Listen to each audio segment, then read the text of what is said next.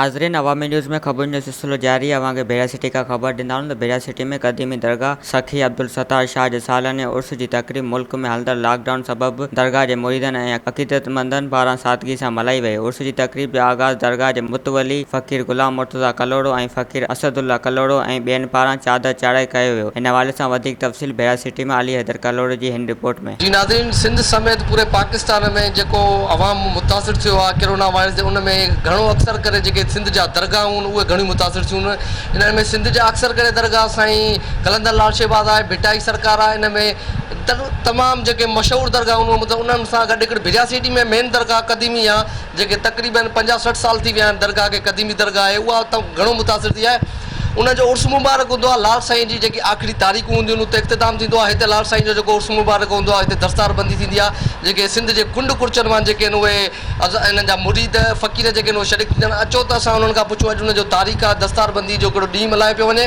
अॼु उन्हनि खां मतवली ऐं फ़क़ीरनि खां पुछूं त हुननि जो छा चवणु आहे। ड्यूटी हिते साईं खे 40-45 साल थिया आहिनि ॾींदे।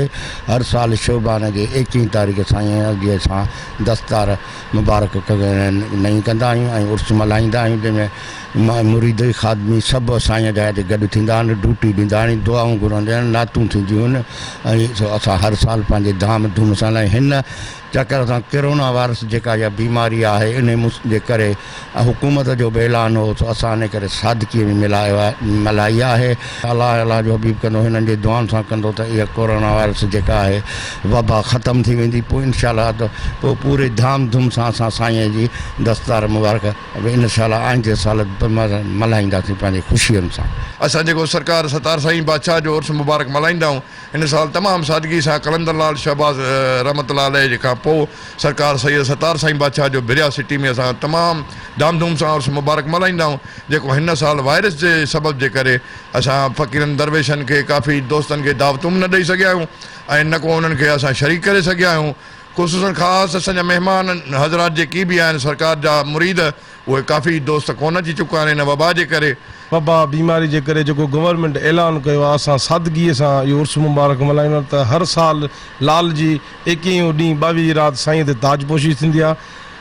कुंड कुछ मां महिमान साईं जा ईंदा आहिनि, पर हिन वबा जे करे असां ॾाढी सदमो पहुतो आहे। सखी लाल कलंदर किबरिया जो बि उर्स मुबारक कोन थियो आहे। ईंदड़ साल इनशाअल्लाह असां वॾी धूमधाम सां इहो मल्हाईंदासीं। हे मुंहिंजो जसो हुजे, उन्हनि मुंहिंजनि फ़क़ीरनि खे जंहिं वीचारनि ड्यूटी ॾिनी आहे ऐं इन्हनि कंहिं किथां आया आहिनि, के कहिड़े हिसाब सां आया आहिनि, अलाह ख़ुशि करेनि। पर असांजा ख़ासि महिमान ख़ुसूसन हिन वबा जे करे न अची सघिया।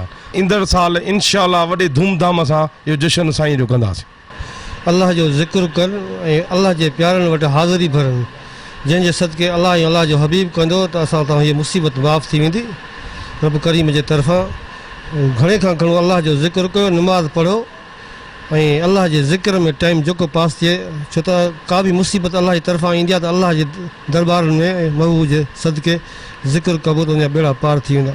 जी नाज़रीन, तव्हां हिते दरगाह साईं अब्दुल सत्तार शाह बादशाह ते जेके आयल मुरीद आहिनि ऐं उन्हनि अक़ीदतमंद ऐं फ़क़ीरनि जा जेके आहिनि उहे वीचार ॿुधा। उन्हनि जो चवणु आहे त पूरे पाकिस्तान समेत सिंध समेत पूरो जेको आहे मुल्क असांजो लॉकडाउन में घणो मुतासिर आहे। उन्हनि सां गॾोगॾु असांजा जेके दरगाह आहिनि उहे घणो मुतासिर थिया आहिनि। कैमरामैन ताहा मंगी सां गॾु अली हैदर कलोड़ो, अवामी न्यूज़ बिरिया सिटी। वधीक ख़बरनि ऐं तफ़सील जे लाइ विज़िट कयो असांजी वेबसाइट awamiNewsHD.com ऐं ॾिसंदा रहो अवामी न्यूज़ HD।